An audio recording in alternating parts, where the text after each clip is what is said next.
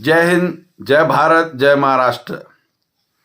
महाराष्ट्र के चुनाव ने राजनीतिक दलों को भारत की आइडियोलॉजी और भारत की विचारधारा से भली भांति अवगत करा दिया है।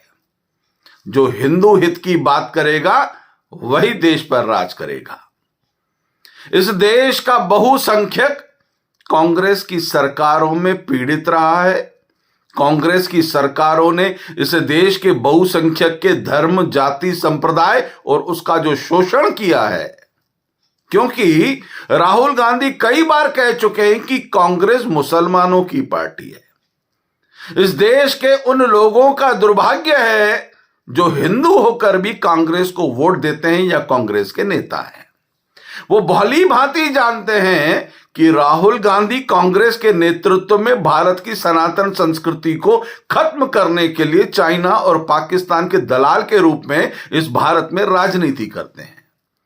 राहुल गांधी मंच से भारत के प्रधानमंत्री नहीं, भारत का संविधान का भी अपमान करने के अपराधी हैं। यह कांग्रेस का प्रत्येक नेता जानता है। नेता को नेतागिरी से लेना देना है, परंतु कांग्रेस का वोटर जो कांग्रेस को वोट देता है वो अपनी पत्नी के लिए, अपनी बच्ची के लिए, अपनी संपत्ति के लिए, अपने धर्म के लिए, अपने देश के लिए, विनाश के लिए वोट देता है। उस कांग्रेस के प्रत्येक वोटर को यह कब समझ में आएगा? शायद उसके खुद के परिवार पर जब तक कोई बड़ी विपत्ता नहीं आएगी तब तक कांग्रेस के वोटर को यह समझ में नहीं आएगा, परंतु महाराष्ट्र के लोगों को समझ में आ गया। जिस प्रकार से कांग्रेस ने मौलानाओं के थ्रू महाराष्ट्र के लोगों को धमकियां देना चालू की कि हम भारत को बांग्लादेश बनाने की आइडियोलॉजी पे काम कर रहे हैं, उसका पहला निशाना हम महाराष्ट्र की सरकार को अस्थिर करेंगे और साथ ही साथ हम केंद्र की सरकार को भी अस्थिर करना चाहते हैं। उस सज्जाद नोमानी नाम के मौलाना को अब फटी फटी में मौलाना का नाड़ा गुम हो गया है। अब मौलाना कह रहे कि मैंने जो वीडियो संदेश दिए थे उसके लिए मैं माफी मांगता हूं, मैं अपने शब्द मांगता हूं, वापस मांगता हूं। यह मौलाना के अंदर अगर भय किसी ने पैदा किया तो सनातनी हिंदुओं के वोटों का भय है।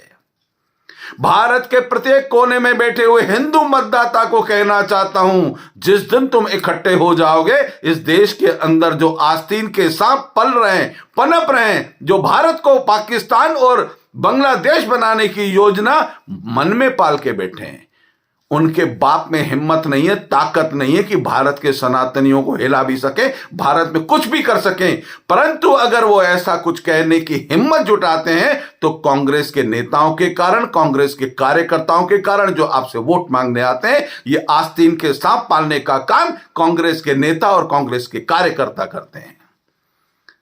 महाराष्ट्र के हिंदुओं ने जिस प्रकार से मतदान किया है, भारत की केंद्र सरकार और राज्य सरकारों को आदेश कर दिया है, जल्द से जल्द हिंदू कल्याण बोर्ड बनना चाहिए, वक्फ बोर्ड खारिज होना चाहिए। यह देश 80% सनातनी हिंदुओं का है, जिनका 65 साल तक कांग्रेस ने शोषण किया और वर्तमान हिंदू राष्ट्रवादी सरकार होने के बाद भी जो सबका साथ, सबका विकास, सबके विश्वास की बात करती है, हालांकि जिसे 0.1% वोट भी इस देश का अल्पसंख्यक नहीं देता, उसकी बात करें, उनका हित की बात हो, कोई दिक्कत नहीं है। परंतु इस देश का 80% मतदाता बहुसंख्यक आज आपको आदेश कर चुका है। महाराष्ट्र के चुनाव के परिणाम के साथ आपकी सरकारें अजर और अमर हो सकती हैं, परंतु आपको हिंदू हित की बात करना पड़ेगा।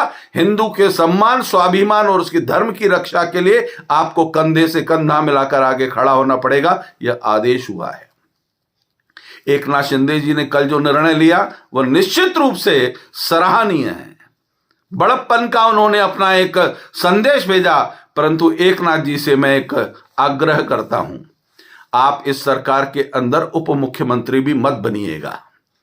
आप शिवसेना प्रमुख बाला साहब ठाकरे का स्थान लीजिए, शिव सैनिकों के सम्मान के साथ खड़े रहिए। जिस प्रकार की आइडियोलॉजी आपने शिव सैनिक के रूप में निभाई है, बाला साहब ठाकरे के सम्मान को आपने स्थापित करने का काम किया है। आप बाला साहब ठाकरे के नेतृत्व को संभालिए, शिवसेना प्रमुख बनिए और अपने बेटे को भी उप मुख्यमंत्री बिल्कुल मत बनाइएगा, क्योंकि पुत्र मोह में अच्छे अच्छे नेताओं की राजनीति खत्म हो गई। किसी प्रिय शिवसैनिक को, आम शिवसैनिक को उप मुख्यमंत्री के रूप में बिठाइए और इस देश की सेवा कीजिए। इस देश का हिंदू समाज आपके साथ खड़ा है, इस देश के साथ खड़ा है। प्रधानमंत्री श्री नरेंद्र मोदी जी से आग्रह है, आप सबका साथ, सबका विकास, सबका विश्वास कीजिए। अच्छी बात है, आप कर रहे हैं, परंतु इस देश के अल्पसंख्यक को इसका एहसास कभी नहीं होगा, क्योंकि वो बरगलाया हुआ है, अशिक्षित है, अकल से पैदल है। उसे आज तक यह एहसास नहीं हुआ कि आस्तीन के साथ उन्हीं के कांग्रेस के नेताओं ने, मौलानाओं ने, मुल्लों ने मिल के गरीब मुसलमान को दिनों दिन शोषण किया है और उसको गरीब बनाए रखा है। और वही वक्फ बोर्ड की रबड़ी खा खा के मजे मानते हैं और आज भी विदेशों से फंडिंग लेकर, उनकी दलाली खाकर भारत के अंदर गरीब मुसलमानों को मरवाने की योजना बनाने का काम कांग्रेस की राजनीति के माध्यम से हिंदू मुसलमान करने का अपराध इस देश के अंदर कर रहे हैं। उत्तर प्रदेश के अंदर देखिए, एक मस्जिद के लेकर किस प्रकार से प्रधानमंत्री जी एक आग्रह और है, जिस मस्जिद के ऊपर से पत्थरों का ढेर मिले उस मस्जिद को ध्वस्त करने का भी बिल पारित कीजिए और उस मस्जिद का जो प्रमुख हो उस पर राष्ट्रद्रोह का केस हो, ऐसा नियम बनाइए ताकि आगे भविष्य में होने वाले हिंदू किसी प्रकार के कार्यक्रमों पर पथराव ना हो सके।